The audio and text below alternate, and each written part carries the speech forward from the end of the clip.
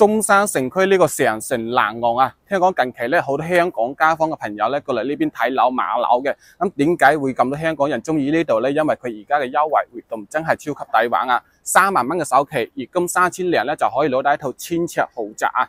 咁而家咧亦都係精裝現樓，送埋全屋家私家電俾你，送埋一個產權車位俾你喎。咁呢邊嘅生活配套咧都係非常之方便㗎，隔離咧就香港直通巴士車站嘅，咁嚟港口文文匯啊，同埋我哋嘅保利廣場啊、1+1超市啊呢啲，講緊都係5分鐘時間就可以去到㗎啦。咁我哋而家事不宜遲，去示範單位嗰度睇下。OK， 咁而家咧就嚟到示範單位呢度啦。咁呢度可以睇到係2部電梯2個單位嘅，係可以做到尖梯尖火嘅。咁如果你買02單位嘅話，就坐嗰部 lift；如果01單位嘅話，就坐呢部 lift 就 OK 噶啦。咁呢邊就門口位可以自己利用翻嘅，可以作為一個做個到頂嘅下櫃都 OK 噶。咁呢套單位嘅話係101方嘅，做3房2衛，而且係南北通透添。咁我哋呢邊實木門啊、3合1密碼鎖啊都係交樓標準嚟嘅。咁呢邊嘅話，一間長輩房就喺入門位置啦，同樣係睇翻南向花園呢度嘅。咁呢度擺咗個1.8米大床，空間都比較闊落噶。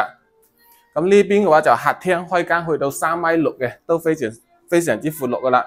出到來有個3.6米嘅露台，係睇翻花園嘅。咁呢個方向嘅話都係南向比較安靜嘅，睇花園嗰啲綠化都係比較舒服嘅。咁呢度嘅話，餐廳位置你正常嘅話擺個6人餐台係完全足夠嘅，而且咧做個好大嘅餐邊櫃都 OK 嘅。咁呢度 U 型廚房，咁我哋櫻花3件套廚衛都係送晒俾你嘅，包括我哋啲吊櫃都係做好噶。咁呢邊休息區嘅話，仲有2間房嘅，呢個係公用洗手間啦。咁呢個咧就兒童房，有個好大嘅採光面嘅，做咗個榻榻米設計，都可以參考翻嘅。